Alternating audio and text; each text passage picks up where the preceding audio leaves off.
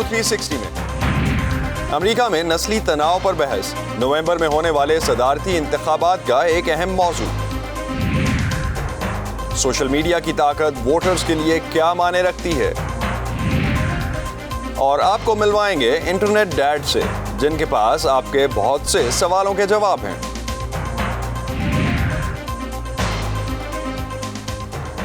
Voice of America Washington سے آپ سب کو خوش آمدید۔ آپ دیکھ رہے ہیں پروگرام ویو 360، میں ہوں اسد اللہ خالد۔ امریکہ میں نسلی مساوات کی مہم سرخیوں میں ہے۔ سیاہ فاموں کے لیے نسل کی بنیاد پر انصاف کا مطالبہ زوروں پر ہے۔ مظاہروں کے خلاف جوابی مظاہرے بھی ہو رہے ہیں، اور 2 مختلف شہروں میں مظاہرین پر گولی چلنے کے واقعات نے تناؤ میں اضافہ کر دیا ہے۔ نسلی تعلقات پر بحث نومبر میں ہونے والے صدارتی انتخابات کا ایک اہم موضوع بن چکا ہے۔ ڈیموکریٹک امیدوار جو بائیڈن صدر ٹرمپ پر تشدد کی حوصلہ افزائی کا الزام عائد کر رہے ہیں، جبکہ صدر ٹرمپ سختی سے لا اینڈ آرڈر کا پیغام دے رہے ہیں۔ دونوں امیدواروں کے درمیان نسلی تناؤ کے موضوع پر جاری اختلافات کے بارے میں مزید جانیں گے اس رپورٹ میں۔ ڈیموکریٹک صدارتی امیدوار جو بائیڈن نے ریاست اوریگن کے شہر پورٹلینڈ میں اختتام ہفتہ ہونے والے پرتشدد واقعات کے لیے صدر ٹرمپ کو ذمہ دار ٹھہرایا، جس میں نسلی مساوات کا مطالبہ کرنے والوں اور صدر ٹرمپ کے حامیوں کے درمیان جھڑپیں ہوئیں۔ ٹرمپ سمجھتے ہیں کہ لا اینڈ آرڈر کے لفظ کہنے سے وہ مضبوط دکھائی دیں گے، لیکن اپنے حامیوں کو ملک میں مسلح ملیشیا کی طرح حرکتیں کرنے سے نہ روک پانا ان کی کمزوری کا عکاس ہے۔ پورٹلینڈ میں گزشتہ 3 ماہ سے رات کے وقت مظاہرین سڑکوں پر نکل رہے ہیں۔ ہفتے کے روز صدر ٹرمپ کے حامیوں اور بلیک لائیوز میٹر تحریک کے مظاہرین میں تصادم کے بعد ایک شخص گولی لگنے سے ہلاک ہو گیا۔ مرنے والے کا تعلق دائیں بازو کے اقدامت پسند گروپ سے تھا۔ ٹویٹر پر صدر ٹرمپ نے بلیک لائیوز میٹر کے خلاف جوابی مظاہرے کرنے والوں کو زبردست محب وطن کہا۔ گزشتہ ہفتے ریاست وسکونسن کے شہر کنوشا میں ایک سیاہ فام شخص پر پولیس کی فائرنگ کے بعد وہاں بھی احتجاجی مظاہروں کا آغاز ہوا۔ متاثرہ شخص ہسپتال میں زیر علاج ہے، مگر احتجاج میں شامل 3 افراد پر صدر ٹرمپ کے ایک حامی نے گولیاں چلا دیں، جس سے 2 افراد ہلاک ہو گئے۔ ریپبلکن نیشنل کنونشن میں صدر ٹرمپ نے نسلی برابری کے لیے احتجاج کرنے والوں کو انتشار پسند قرار دیتے ہوئے ڈیموکریٹس پر الزام عائد کیا کہ وہ سیاہ فام امریکی ووٹرز کی حمایت حاصل کرنے کے لیے ان مظاہروں میں ہونے والے تشدد کی مذمت نہیں کرتے۔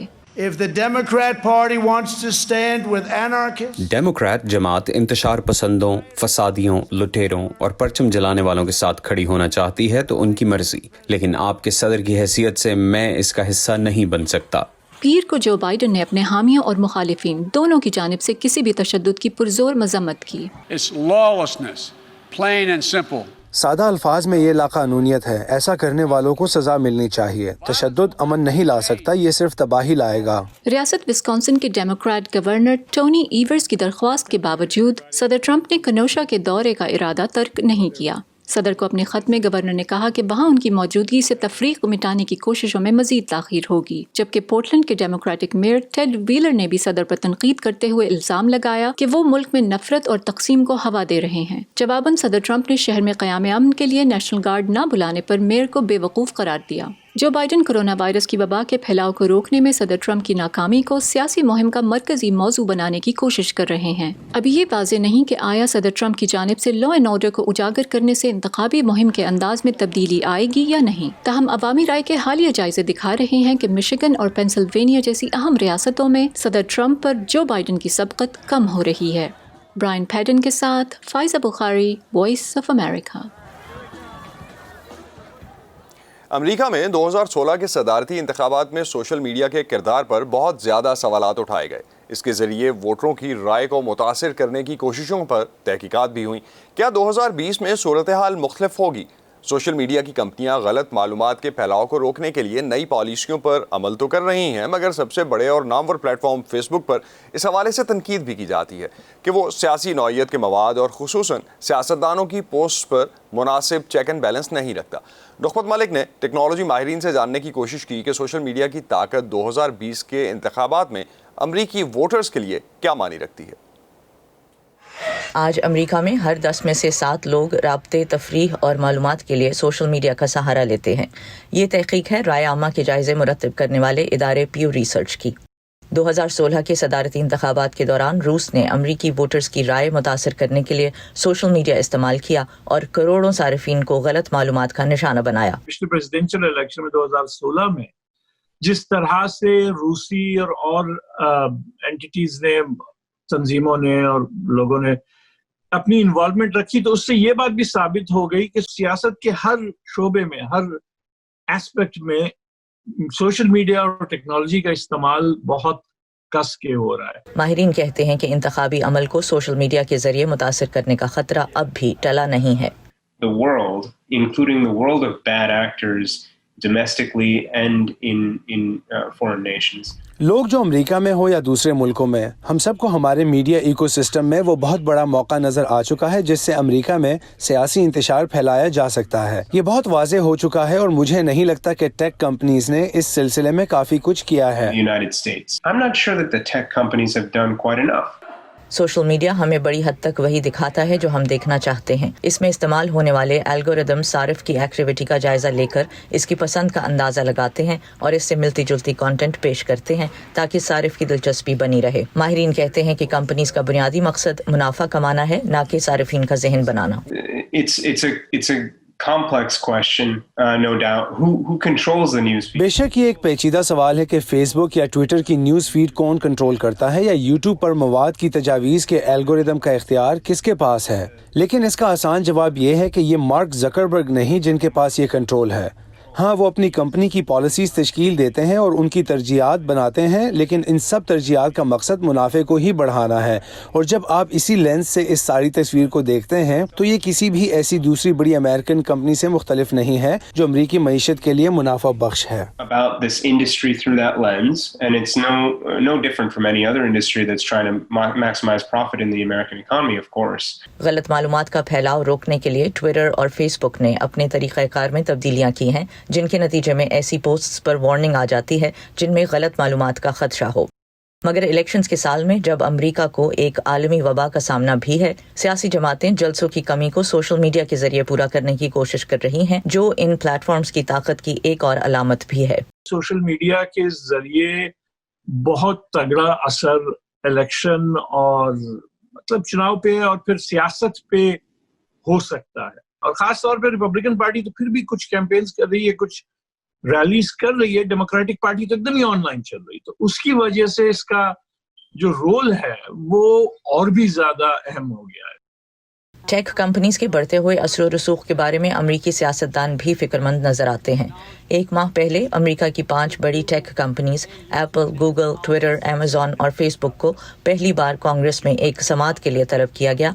इस मौके पर डेमोक्रेट्स और रिपब्लिकन अरकान ने इन कंपनीज के कारोबार की दुनिया और लोगों की जाती मालूमात पर बढ़ते हुए कंट्रोल के बारे में पूछताछ की। मैं तो ये कहूँगा इनके पास जो है वो एक नहीं 2 तरह की पॉलिटिकल पावर है, क्योंकि एक जो हमारे रिवायती तौर पे बिग बिजनेस मतलब मंडी जिसको कहते हैं, बाजार या मंडी की जो ताकतें होती हैं, उनके पास वैसे ही बड़ी ताकत होती है क्योंकि वो पैसे डाल सकते हैं सियासत में और वो सारी चीजें कर सकते हैं। टेक को वैसे ही ज्यादा पूछगछ टेक की मुआशरे में अभी तक ढंग से नहीं हुई थी, अब होना शुरू हो रही है। खास तौर पे 2016 के इलेक्शन के बाद उस वजह से भी इनकी ताकत ज्यादा थी, बल्कि अब थोड़ा सा उस पर कदम थोड़ी लग रही है, थोड़ा सा उनको काबू में लाया जा रहा है। टेक की दुनिया के माहिरीन कहते हैं कि सोशल मीडिया का इस्तेमाल कम होने का इम्कान तो नहीं है, लेकिन इन प्लेटफॉर्म्स का गलत इस्तेमाल बेहतर पॉलिसीज और टेक्नोलॉजी की मदद से ज़रूर कम किया जा सकता है, मगर ये रातों रात नहीं होगा।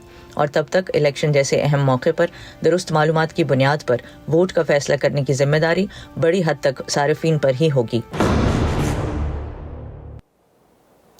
फेसबुक अब एक ऐसी रिसर्च करवा रही है जिसका मकसद ये जांचना है कि 2020 के सदारती इंतखाबात पर इस प्लेटफॉर्म का क्या असर हो सकता है। फेसबुक का कहना है कि इस रिसर्च के नताइज 2021 के वस्त तक सामने आएंगे। अमरीकी इंतखाबात और इसके अलावा पाकिस्तान और खित्ते भर की खबरें जानने के लिए आप आ सकते हैं हमारी वेबसाइट urdu.voa.com पर।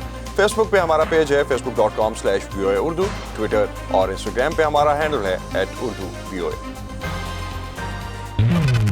ताज़ा तरीन खबरें, अहम वाक़यात, ऑडियो वीडियो रिपोर्ट्स और तज्ज़िये देखने, सुनने और पढ़ने के लिए डाउनलोड कीजिए VOA उर्दू की नई ऐप। खबरें अब हर वक्त आपकी मुट्ठी में। امریکہ میں نسلی مساوات کے لیے جاری مظاہروں میں ایسے کئی مجسمے گرائے بھی گئے جو ان افراد کو خراج تحسین پیش کرتے تھے جنہوں نے 1860 کی دہائی میں ہونے والی خانہ جنگی کے دوران جنوبی ریاستوں کا ساتھ دیا تھا۔ مجسمے گرانے والے کہتے ہیں کہ یہ غلامی کی حمایت کرنے والوں کی یادگاریں ہیں، جبکہ مجسموں کے حامی اسے اصولوں کی خاطر ہونے والی جدوجہد کی نشانی قرار دیتے ہیں۔ لیکن مجسمے ہٹانے کی راہ میں ایک اور رکاوٹ بھی ہے، اور وہ یہ ہے کہ جن افراد نے مجسموں کے لیے یہ زمین عطیہ کی تھی وہ اب اس دنیا میں نہیں رہے، اور ان کے ورثہ چاہتے ہیں کہ ان کی زمین پر وہی کیا جائے جس کا وعدہ ان کے بزرگوں سے کیا گیا تھا۔ رچمنڈ میں مانیومنٹ ایونیو کے مقام پر کنفیڈریٹ آرمی کے کمانڈر رابرٹ لی کو خراج عقیدت پیش کرنے کے لیے کبھی یہ مجسمہ نصب کیا گیا تھا، جنہوں نے امریکی خانہ جنگی کے دوران غلامی برقرار رکھنے کے لیے جنگ لڑی تھی۔ جہاں ان کا مجسمہ نصب ہے، وہاں اب بلیک لائیوز میٹر موومنٹ کے مظاہرین کی چھوڑی گئی نشانیاں بھی موجود ہیں۔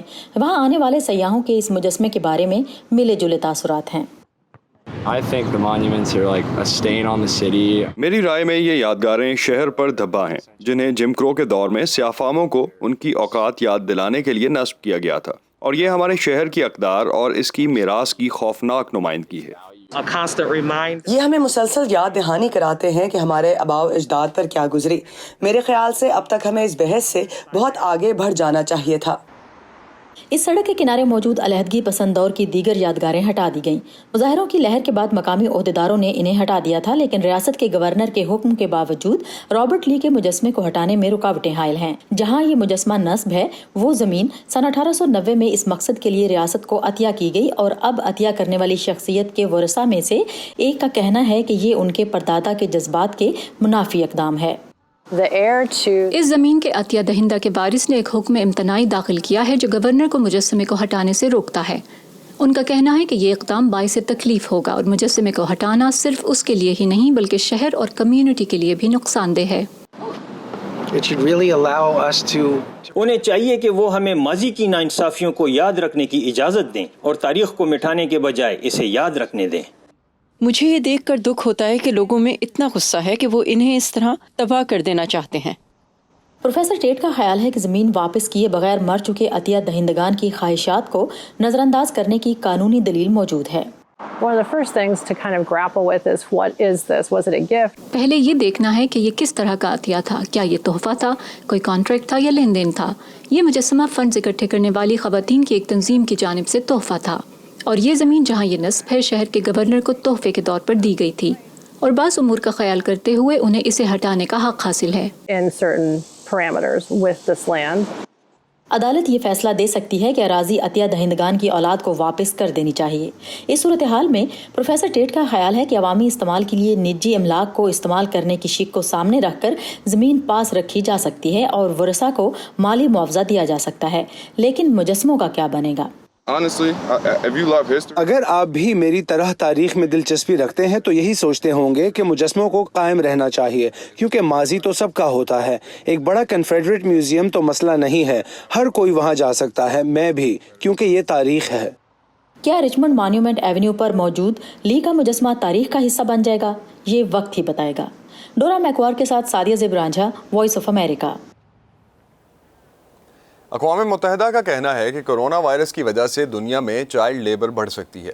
دنیا کے تقریباً تمام ملکوں میں بچوں سے محنت مزدوری کروانا منع ہے۔ اس کے باوجود ایشیا اور افریقہ میں بچوں کی بڑی تعداد سے کم اجرت پر بہت سخت محنت کروائی جاتی ہے۔ اگست میں سب ملکوں نے مل کر بچوں کو چائلڈ لیبر کی بدترین اشکال سے بچانے کی قرارداد کی حمایت کی۔ آئیے آپ کو لے چلتے ہیں افریقی ملک گھانا، جہاں آج بھی بچے خطرناک شعبوں میں کام کر رہے ہیں، مگر ایک تنظیم انہیں وہاں سے نکال کر اسکول میں بھیجنے میں مصروف ہے۔ جب اسٹیفن اورو والٹا جھیل پر جبری مزدوری کرنے والے بچوں کو بچانے کی مشن پر نکلتے ہیں تو انہیں اپنا بچپن یاد آتا ہے جب انہیں گھانا کی ماہی گیری کی صنعت میں مزدوری پر مجبور کیا جاتا تھا۔ اورو کا کہنا ہے کہ اسمگلرز والدین کو اپنے بچوں کو اسکول میں تعلیم دینے کے جھوٹے وعدوں کے ذریعے دھوکہ دیتے ہیں اور پھر انہیں مچھلیاں پکڑنے پر مجبور کرتے ہیں۔ ان میں سے کچھ کی عمریں 5 سال تک ہوتی ہیں۔ انٹرنیشنل لیبر آرگنائزیشن کے اراکین ممالک نے اگست کے اوائل میں چائلڈ لیبر کی بدترین اقسام کی توثیق کی، لیکن اورو کا کہنا ہے کہ اس مسئلے کو روکنے کے لیے مزید سیاسی عزم کی ضرورت ہے۔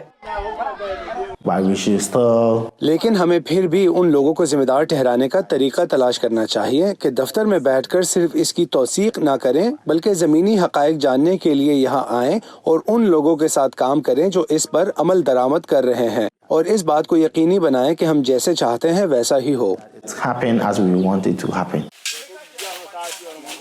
घाना और पड़ोसी मुल्क आइवरी कोस्ट में भी कोको की सनत में बच्चों से जबरी मजदूरी कराने का मसला है। बैनुल-अक़वामी कोका इनिशिएटिव नामी तंजीम इस सनत में मजदूर कम्युनिटी के दरमियान आगाही फैलाने, तालीम और जरिया मुआश की मदद से बच्चों की मजदूरी को रोकने के लिए काम करती है। तंजीम के तर्जुमान को उम्मीद है कि चाइल्ड लेबर कन्वेंशन की बदौलत हुकूमतें और निजी शोबों की तरफ से मजीद कार्रवाई का आगाज होगा। अब जबकि हर मुल्क ने इस कन्वेंशन की तौसीक की है, हम सबको अपनी तमाम कम्युनिटीज में जहां कहीं भी हमारे बच्चे हैं, अपनी तमाम सप्लाई चेन्स में बच्चों से मजदूरी कराने के खात्मे के लिए अपनी कोशिशों को दुगना करना होगा, क्योंकि बच्चों का काम ऐसी सरगर्मियों में हिस्सा लेना नहीं जो मुजरे सेहत हों। हालिया बरसों में घाना ने बच्चों की मजदूरी के मसले से निपटने के लिए नई पॉलिसियां अपनाई हैं, जिनमें कोको के शोबे में काम करने वालों के लिए स्कूलों की तामीर नौ और स्कूल में मुफ्त खुराक मुहैया करना शामिल है। हुकूमत गुर्बत और नाखानदगी के मसले को हल करने के लिए बहुत सी कोशिशें कर रही है, लिहाजा नए स्कूल खोले गए हैं ताकि स्कूल तक का सफर तवील ना हो।